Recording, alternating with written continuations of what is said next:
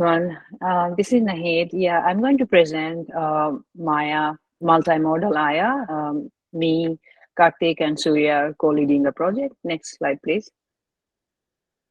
Yeah, so what's the problem here? Like, if you look at existing vision language models, they are either like one or two languages, and there is a huge lack of open source quality, multilingual, multimodal data set, actually.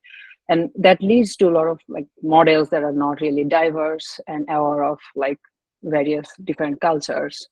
So what we propose with Maya is to build an open source multimodal, multilingual model using Aya that can process both text and images. To begin with, we support 8 languages. Next, please. So how do we do it? The architecture is based off of Lava 1.5. In the first version, we essentially replaced Picuna with Aya, and we replaced the image encoder clip with a multilingual SIGLIP. So for this purpose, really, what we really had to create is this novel multilingual, multimodal data set for pre-training the model.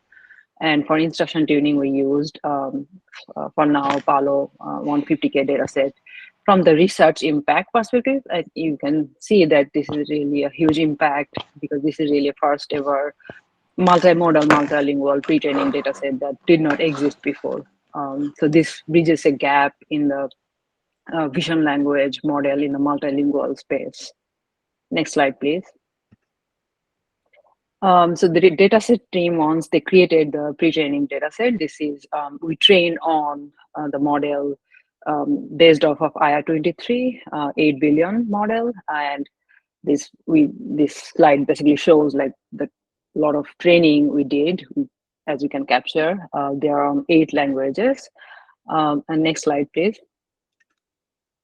And this one here, like we tested some sample images and their corresponding output on all those 8 languages. We can only fit like 4 of them in one slide. So you can look at it here. Next slide, and I'll pass it to Karthik. Yeah, hi everyone. As you can see in the first workflow, we started with Lava pre-trained dataset, which contains 558K rows in English, each with a human value and GPT value. For human value, we identified 11 unique instructions and translated them into 7 languages using Google Translate. Then our team manually refined these translations with ChatGPT, Claude, and Gemini to ensure accuracy. Now, if you can see for GPT value, we selected 30 samples based on various metrics like text length, readability, and other metrics. We applied the same translation and review process to create a ground truth data set for evaluating different preamble prompts. So in the second workflow diagram, to use the IR35B model for translations, we developed 6 prompts and tested them. We choose the best one by comparing blue scores and n-gram coverage against our reference translated text dataset that we created earlier. Next slide, please. If you can see here, there are 2 graphs. The first graph is explaining how each preamble type is performing across different language. And if you see in the second chart, it's basically radar chart based on n-gram averages for all the languages by each preamble type. And we see that preamble 6 performed best across all languages. So we used it to create our multilingual dataset. Next slide, please.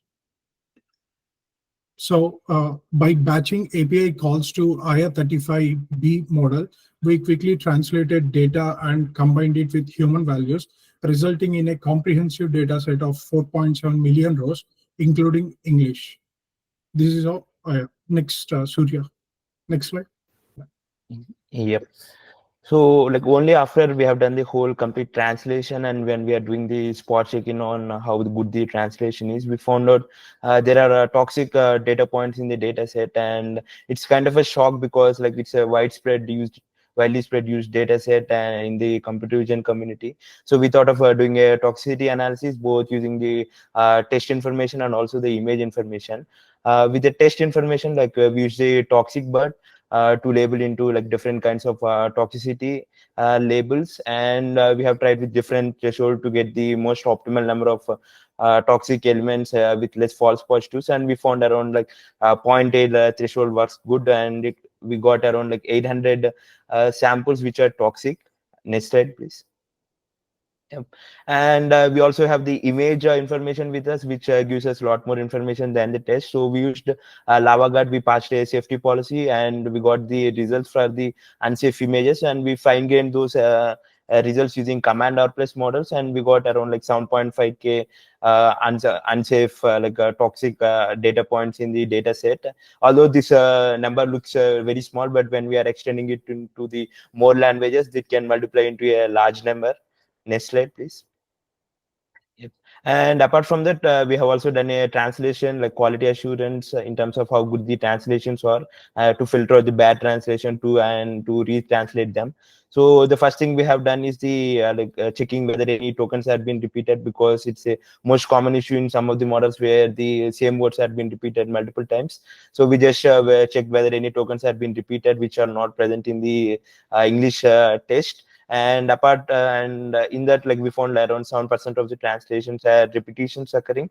And we also have we also checked using the back translation. So we back translated from the translated test to English, and we compared with the reference English test, and we calculated different metrics like CHRF score and blue score. Next slide. And like, this is the analysis we have done. Like, we have only plotted the CHRF score, and here you can see like French is performing good and Arabic is performing slightly worse than other languages. So this kind of in progress, we are ready to do more analysis to filter out the bad translation. Next slide, please.